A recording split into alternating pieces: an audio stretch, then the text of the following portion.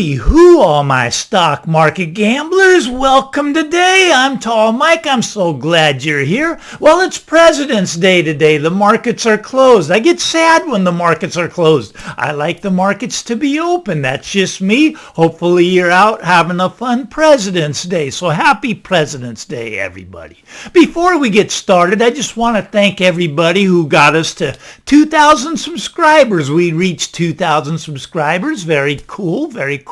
When I started this channel, I basically just wanted some people I could talk to. Now, what I'm about to talk to you today about, you don't want to talk to your family and friends about this.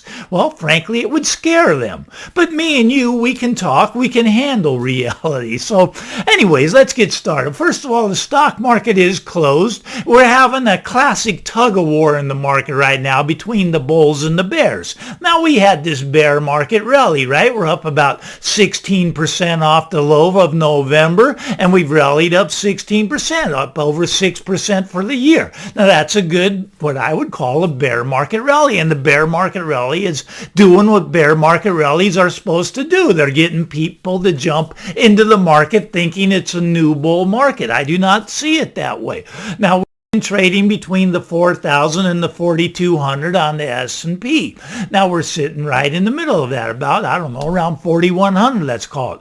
Now I think we're going to drop below the 4,000. I don't think 4,000 level is going to hold, and I think we'll move a lot lower. Now maybe we get another run up to 4,200 before that happens. It's possible. We'll see how that plays out, but I want to get over to the real estate market. I'm always fascinated by it. Now what we're going to talk today about is what could bring the real estate market crashing down really hard. Now, this is what you don't want to talk to your friends and neighbors about. We're going to talk about the banking system. All right, so the outcry of all realtors right now and mortgage lenders is to buy now and refinance later. You see, mortgage rates, they were getting all excited. They were up about 7%. They dropped down to 6%. Now they're back up to 6.8%, roughly 7% again. Now, interest rates do not go straight up. They don't go straight down. They do vary. Same with inflation. Inflation doesn't go straight up or straight down. It also varies. Okay, so I want you to understand that. Now, what I want to talk about is the banking system. Okay, now banks right now, I mean, they make me really nervous, and let me tell you why.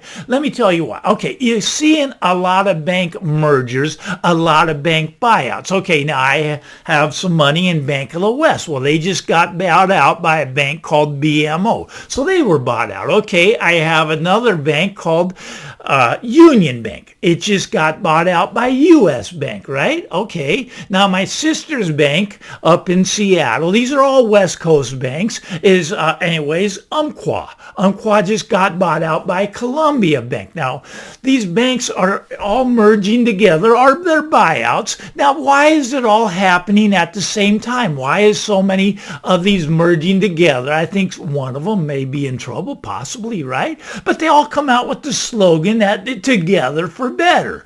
Okay, so this merger together is for better. Now, maybe it is, maybe it's not. I happen to think banks are in a lot of trouble. Now, why do I think that?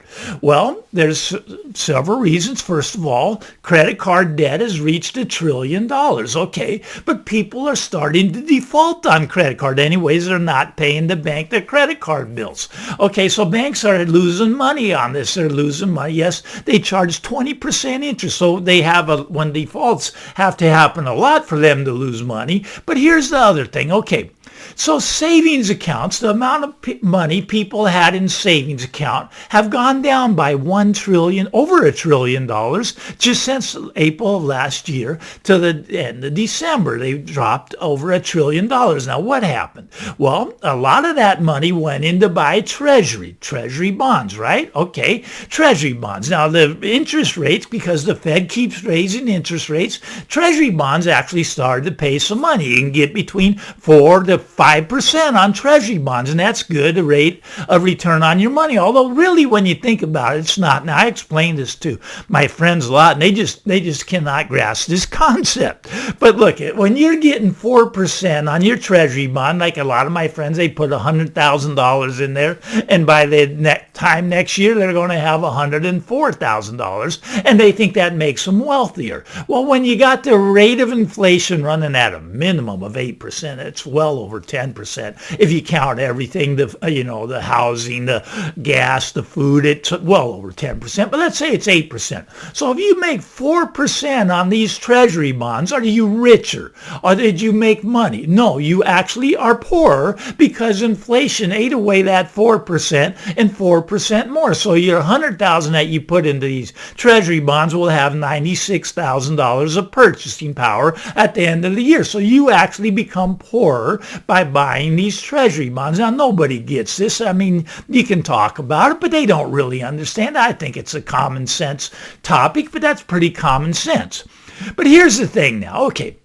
So the United States of America is broke. We're broke, right? All right, now let's just talk about this on an individual basis. If you were flat broke and you had all your credit cards maxed out, could you solve your problem by going to the bank and get your credit limit raised? Would that fix your problems?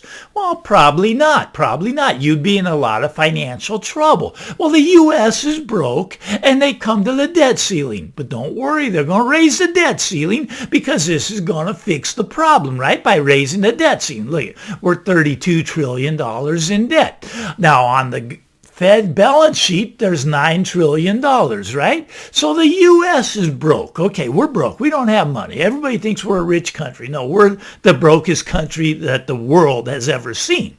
Okay, so the United States is broke. Now, you might be wondering how this all pertains to real estate. Well, I'm going to get to that. Okay, so the U.S. is going to have to borrow more money, right? Because they got a spending problem. They can't stop spending. Here's a concept. Why don't you spend less than the amount of money you take in? Okay, that would be a good concept, but that's never going to happen. Completely impossible at this point. There's really no way out, so they're going to raise the debt ceiling, and the U.S. is going to borrow more money. Now, to borrow more money, they have to sell more bonds. Okay, so they're selling these bonds off. All right, so they're selling the bonds right now at about 4.5%, between 4 and 5%, depending on the expiration of the bond. Okay, so they're selling the bonds now, and they're going to have to sell a lot more of these. That's how they get money to spend, because they have a spending habit, right? But now who's buying the bonds? Well, foreign countries don't really want our bonds anymore.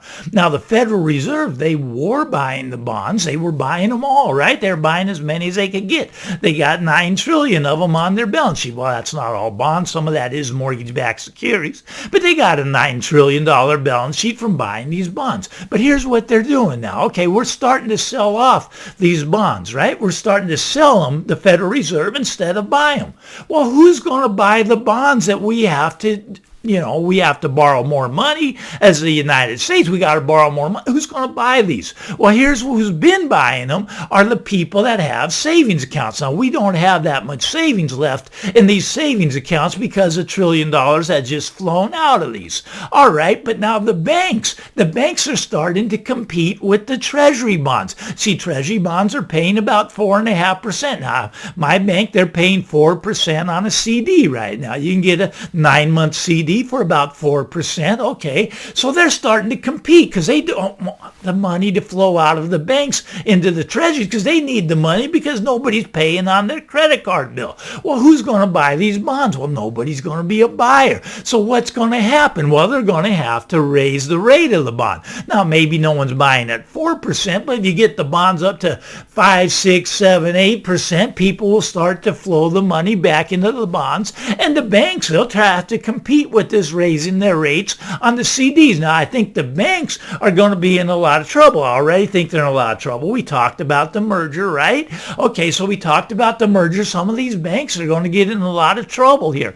But I do not think rates are going to come down. Now, the Federal Reserve thinks they control the rate, right? But they don't really control the rate. Look, if you have to sell bonds to borrow money because you have a spending problem in the United States, you have to raise that interest rate until you get a buyer for those bonds. Otherwise, you don't get the money to spend. So they're going to raise the rates from 4.5%, 5.5%, 6.5%, maybe 7%, 8%. But what's that going to do to mortgages? Well, you see, right now, money's really loose. Like if you go in and apply for a mortgage, if you're breathing, if you're healthy, if you have a reasonable credit score, you can get a mortgage right now. 800 credit score, you get one for about 6.8%. You got like down 600 or below, you're going to pay closer to 7, 8%, right? Well, 8 or 9% even. Okay, so it depends on your credit score, but you can still walk in and get mortgages. But what's going to happen is money's going to get incredibly tight.